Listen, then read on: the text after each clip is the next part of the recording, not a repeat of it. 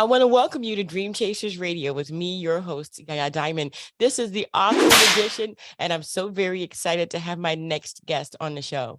You know, when I was thinking about my children and they were growing up, because I'm old and my children are old and they have their own kids now. But when I was thinking about it, I was like, what should I do?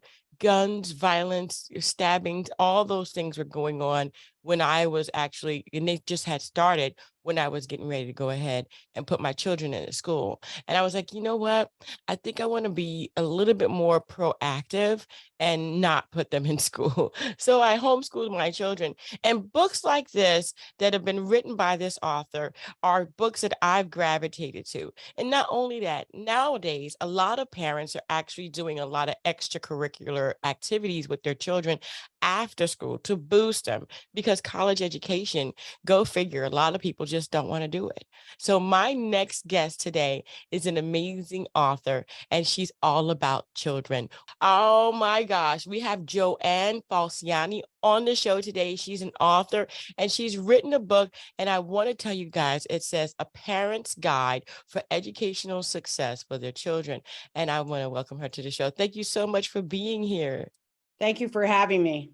Anytime. So let's go back. Let's go back to like the part where you began to know what you were supposed to do with your education and with your writings. I got my inspiration to become an educator from my mother. My mother was the vice principal of our Catholic grammar school, St. Joseph's in Swedesboro, for 30 years. So that was my inspiration. But I was actually a business major as an undergrad and then returned to school to become a teacher. So I have a master's in education. I'm Montessori certified, and currently I am in the reading specialist program.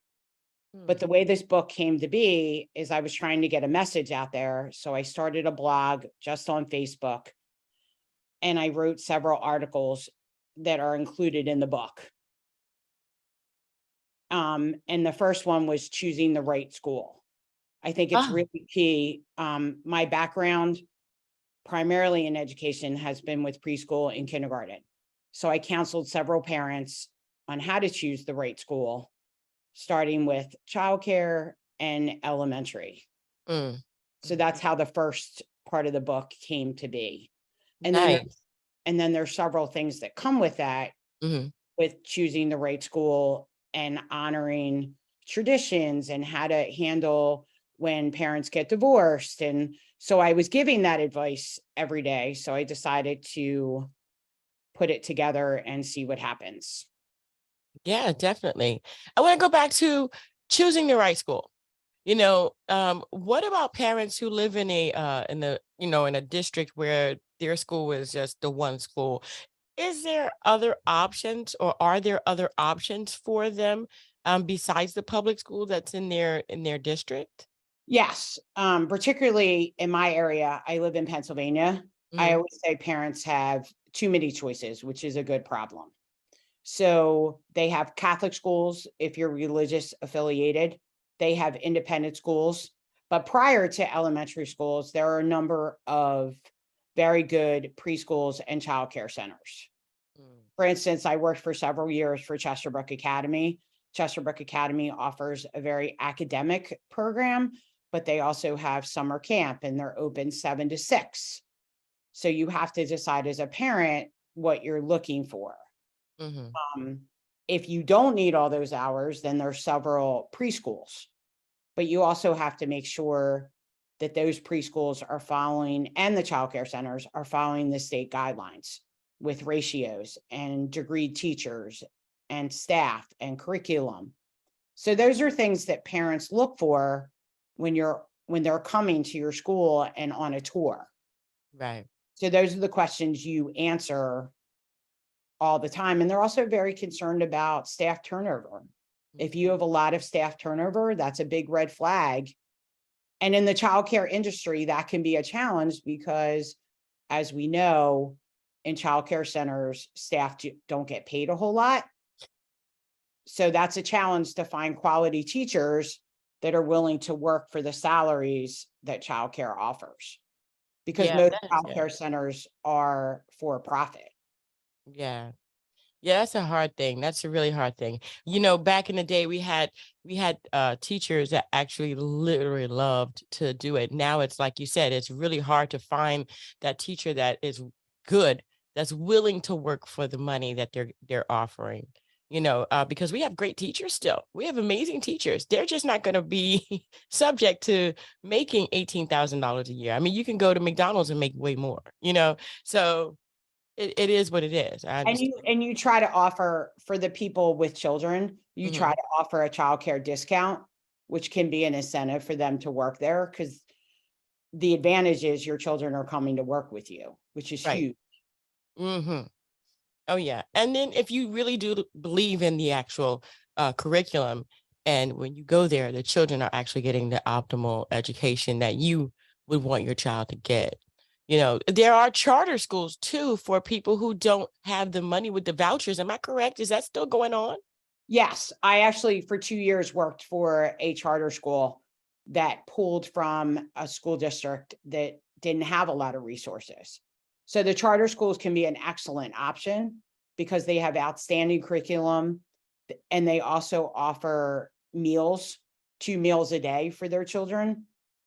And they have uniforms, they offer support. So they have reading specialists, learning specialists, speech people. Charter schools are an excellent option for those parents who don't have the resources to send their children to a private independent school, or their public schools aren't, you know, Right. as good as some others. Right. Yeah, definitely. And there are different districts where the schools are not as good because of the funding, because of what they have, or because of the pay, or there could be all kinds of different circumstances going on in that district. Yeah, Um, yeah, money is the key. definitely, definitely. I mean, you got to have enough money to actually supply with the books and all the things that are going on, to have, finances to food and all kinds of different staff and everything. Yeah. And nowadays security. Yes. Mhm, mhm. Like What about Go ahead. in the school where I am now, we're lucky. Our police station is about 50 feet from our school. Oh, that's beautiful. We have a police presence 95% of the day in our school. Mhm. Yeah. It's sad to say this. It's sad. A lot of parents are scared to send their children to school because they don't know if they're coming home or if they're going to be on the news. So it's really sad. So a lot of parents are deciding to do homeschooling, and I know your book is going to be the best thing for everyone, whether they're sending them to school, charter schools, private schools, or even homeschools. So for these parents that have decided to actually put their children in, and take their own responsibility on teaching them at home, what do you say to them? I think it's a great option. I would just make sure that that those children have some kind of social interaction. Uh, and if you research in your area, there are homeschool associations. A good friend of mine homeschooled her children for about 4 or 5 years, but she was part of a homeschool association.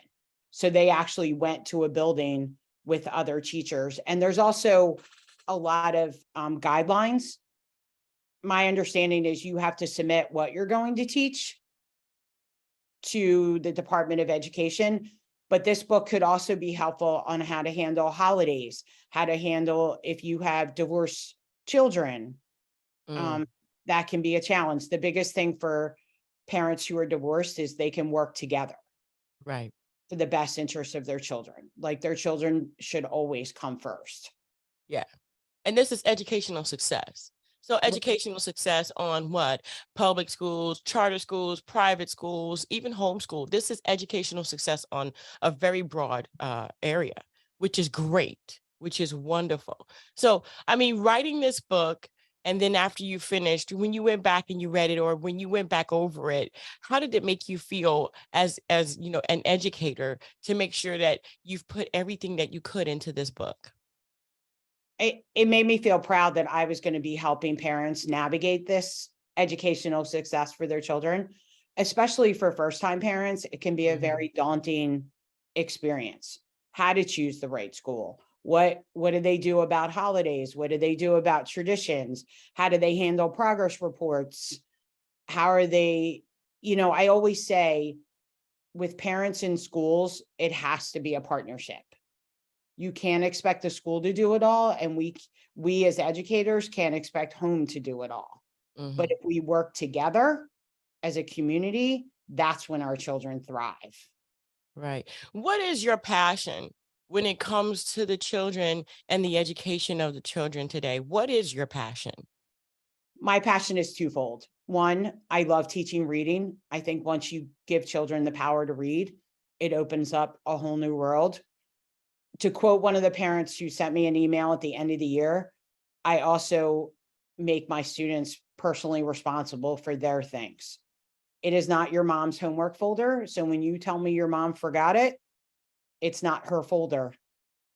We have a behavior system where we have tickets, and they get tickets taken away when they forget their folder or their homework.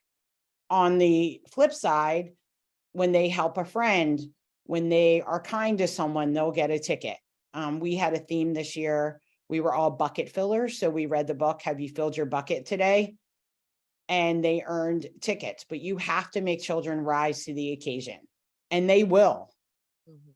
And they become independent. And you watch that as the year goes on. But the same thing needs to happen at home.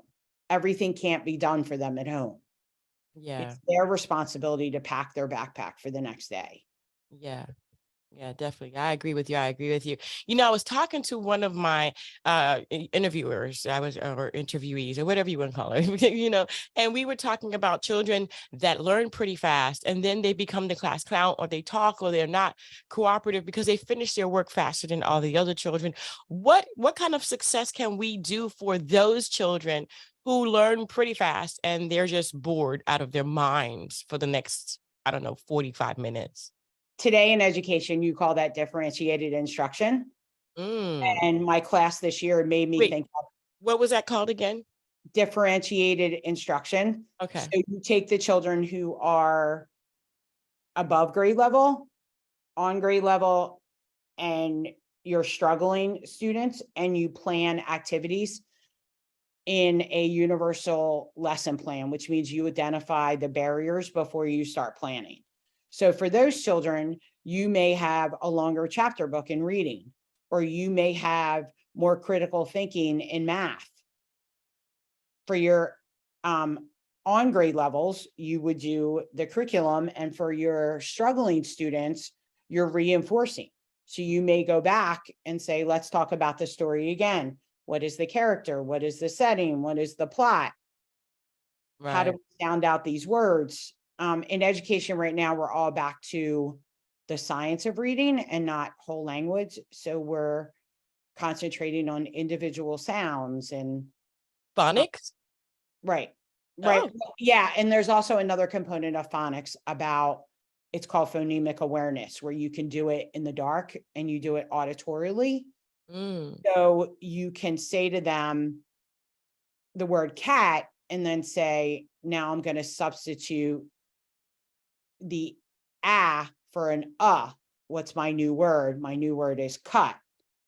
And then you know whether they can manipulate the sounds. Mhm. Wow. Wow. I absolutely love what you've done. You've actually put a lot of different things into this book, and your passion is in this book as well.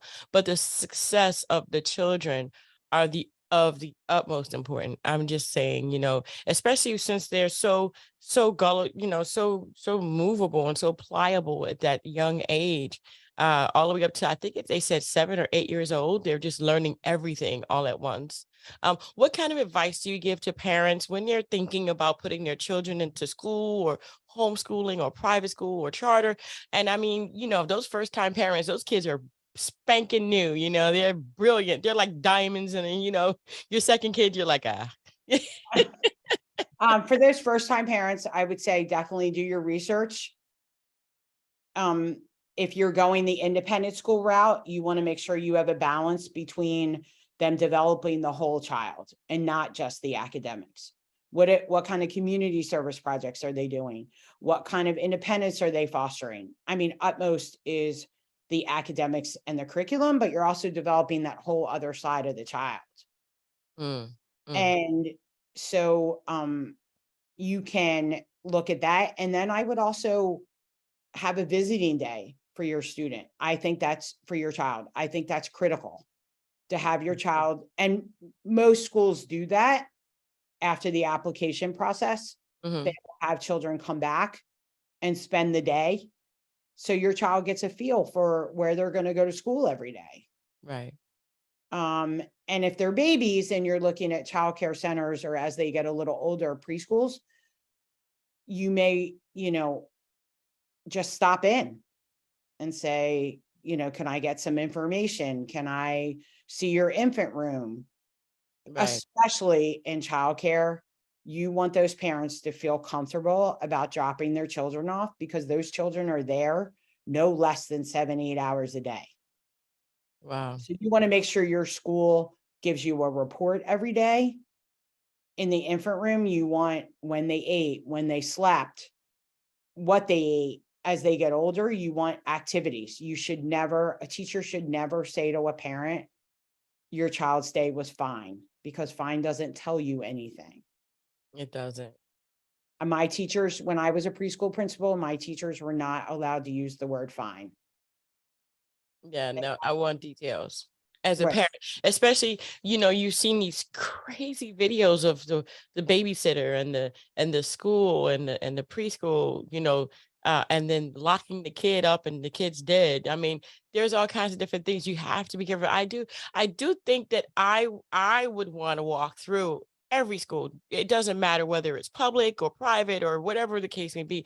I want to walk through and I want to be able to go there on a spur of a moment to find out what my child is doing. Is that something that parents should be adamant about? Um, they can stop by. I mean, as a preschool principal, sometimes you're tied up. So it's not that you don't want to show them around, but you might have to be in a classroom or. So what I used to say is, here's some basic information. Why don't we schedule a tour for you to come back so I can give you the one-on-one attention you deserve? Hmm. Yeah. But you can certainly stop by to get information. You just may not, the principal may not always be, or the assistant principal available to give you a tour, but they can at least give you basic information and then say, so when are you available to come back? Right. Because And you for want those, to give them the time, especially for yeah, first time parents. especially. And for those parents who are very involved in their children's education, maybe they want to be a part of a parent, some kind of a extracurricular thing for the parents after school, during the school, whatever, volunteers. I mean, is that suggested as well? Yes. Yes. I mean, it Awesome. has to be cleared by the principal and the teacher, but Mhm. I had parents that came in and read this year. Parents will be a chaperone on a field trip. And today you just need to make sure that they have all their clearances Mhm. and their fingerprinting and all of Right. that. Yeah. And that's something parents can be proactive about. Mhm. They can get that done before the school year starts. So when they're asked to volunteer, they're not scrambling to get those proper paperwork, because you can't enter a school anymore without Yeah. all of those clearances. No, you can't. You can't. And you shouldn't be able to. Definitely shouldn't be able to. Now, Is that also, and I mean, is that also something that will help the child and, promote their education and their success? I do. I think when parents come, I happen to work for a Catholic school, and my Mhm. children were asked to do mass 4 times this year. So they had petitions, readings. And when those children look out and they see their parents, it makes the world of difference Mm. that they took the time to come. So I think parents should be involved. It just needs to, you know, the guidelines need to be set about how they can be involved. And I go over that. And I believe it's in the book about back to school night, when you can say, these are the activities that you can sign up for. Right, right. That is amazing. Well, Joanne, thank you so much for being on the show. How can people find your book? They can do it through Amazon Awesome. and Authors Tranquility Press Okay. website. Okay. And don't you have your own website? Yes.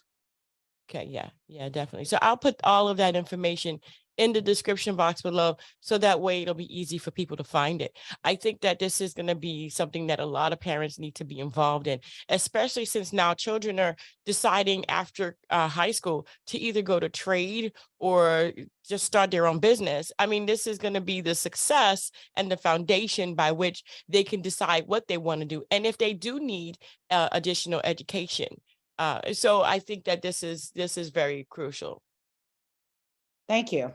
Thank you. Thank you. And thank you guys so much for tuning in. Don't forget to dare to be different. And don't forget to check that information out in the description box below or above before you go ahead for the rest of your day, for real. Because if you have children, or if you're an auntie or a grandparent, it doesn't matter. This is the success of children. Even if you're a foster parent, this is the success of children in general. And we want to make sure that our children, because they are the next generation and the next people to rule this country, in any country that you're from, we need to make sure that their foundation is solid. Thank you guys so much again. And till next time, guys. Bye.